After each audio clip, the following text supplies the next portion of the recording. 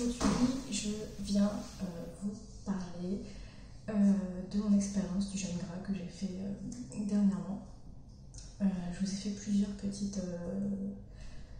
posts Instagram pour faire un bilan de comment ça s'est passé chaque jour, etc. Mais là, je vais faire un bilan général.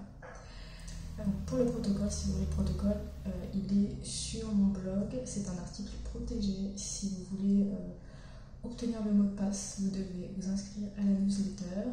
Et si vous êtes déjà inscrit et que vous n'avez pas reçu la newsletter pour X raisons, vous pouvez m'en faire la demande par email. Je vais vous mettre tous les liens en barre d'infos. Donc déjà, pourquoi j'ai choisi un jeûne gras plutôt qu'un jeûne hydrique? L'avantage du jeûne gras, en fait, c'est qu'il se rapproche plus de la diète cétogène, puisque la diète cétogène est basée quand même sur la consommation de lipides, alors que le jeûne hydrique, finalement, vous n'ingérez rien du tout. Vous faites que boire de l'eau ou tout liquide que vous avez décidé de boire. Le jeûne gras, l'avantage, c'est que vous jeûnez et que votre consommation de graisse tourne autour de 80 à 100% de lipides par jour. Et c'est l'occasion pour vous de faire le plein de matières grasses et d'apprendre à votre corps à utiliser les matières grasses. Ça, c'est la première chose. Mais la différence avec le jeûne hydrique aussi, je voulais rajouter, c'est que quand vous faites un jeûne hydrique, certes, vos taux de glycémie vont descendre, mais vous n'allez pas apprendre à votre corps à utiliser les matières grasses pour la simple et bonne raison que vous n'ingérez rien d'autre que des liquides que vous avez décidé d'inclure. Je ne dis pas que c'est une mauvaise chose, moi j'aime bien faire des jeûnes hydriques, mais en l'espèce, c'était pas... ça ne correspondait pas à mes attentes vu le résultat cherché. J'ai fait un jeûne gras parce que ma glycémie, c'était ça. C'était les montagnes russes, c'était haut, bas, haut, bas, haut, bas. J'avais fait quelques excès, j'avais bu un peu d'alcool et c'était très difficile pour moi de revenir à des taux stables. J'ai pas dit forcément à des taux cétogènes, mais à des taux stables. Donc j'ai fait 5 jours. Au départ, je m'étais dit une semaine, mais une semaine c'était le maximum. Je me suis arrêtée au bout de 5 jours parce que je l'ai senti comme ça et je suis pas quelqu'un qui aime se forcer en fait. C'est-à-dire que toutes les expériences que je fais sur moi, sur ma santé, sur mon organisme, ça doit quand même rester quelque chose d'agréable. Ça doit être quelque chose qui doit me faire plaisir et si au bout de 3 jours je me sens pas bien et que ce n'est pas agréable et que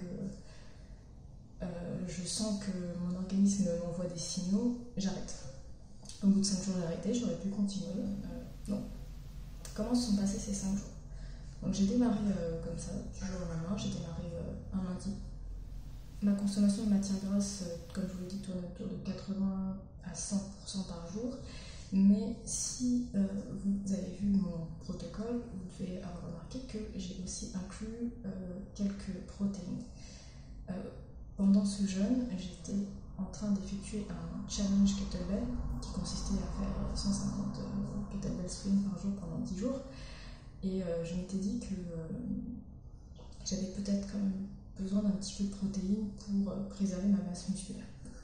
Ça, après, c'est un choix personnel, vous pouvez faire autrement. Je pense que la prochaine fois, je le ferai, mais sans protéines. Et je ne ferai probablement pas de sport, en tout cas pas de sport comme je l'ai fait là. Dans l'ensemble, tout s'est bien passé. J'ai eu une fois très faim. J'ai eu une fois très faim, je me rappelle que j'ai eu très faim. Et quand j'avais fait le bilan de mes matières grasses, en fait, je n'avais pas mangé assez de matières grasses dans la journée. Et le lendemain, j'ai rétabli un peu l'ordre.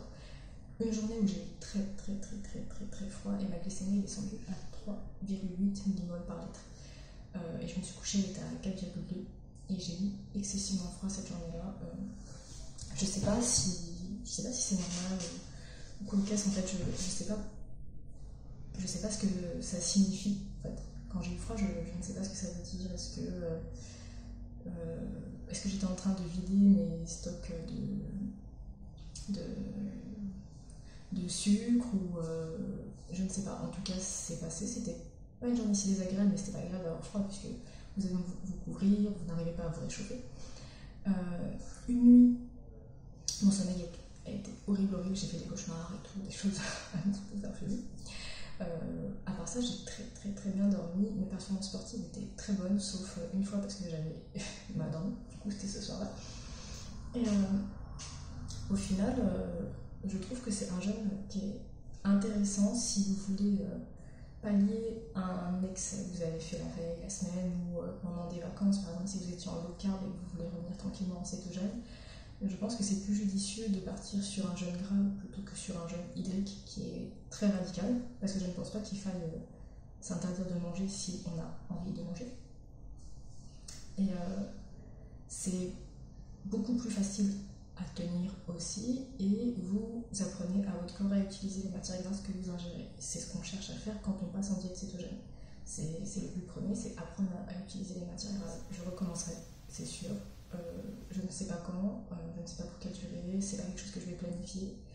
Un conseil pour les personnes qui aimeraient passer le cap, soyez soit déjà en low carb, soit en diète cétogène, et si possible, c'est toi adapté. Ne faites pas ce type de jeûne si vous êtes un consommateur de sucre et que vous n'avez pas l'habitude de consommer de grandes quantités de matières grasses, parce que vous allez avoir les effets de la keto food, de la crypto. Ça ne va pas être agréable, vous allez abandonner et vous allez venir me dire que ce jeûne c'est n'importe quoi, que ça ne sert à rien, que c'est ridicule, etc. Donc voilà, ça c'est le conseil que je peux vous dire. Sur la supplémentation, j'ai pris des compléments alimentaires, donc j'ai pris mes électrolytes, j'ai pris du magnésium, j'ai pris du zinc, j'ai pris un peu de L-carnitine et j'ai pris du glutamine. Donc sur les compléments alimentaires, libre à vous de gérer votre supplémentation. Moi je ne peux pas vous donner de conseils, le seul conseil que je peux vous donner c'est prenez vos électrolytes, veillez à prendre du sodium et à prendre du magnésium, c'est important. Donc c'est tout ce que j'avais à vous dire dessus. Si vous avez des questions, n'hésitez pas à me les poser. Si vous avez déjà même essayé, dites-moi ce que vous en avez pensé, comment vous avez vécu votre expérience, et je vous dis à bientôt.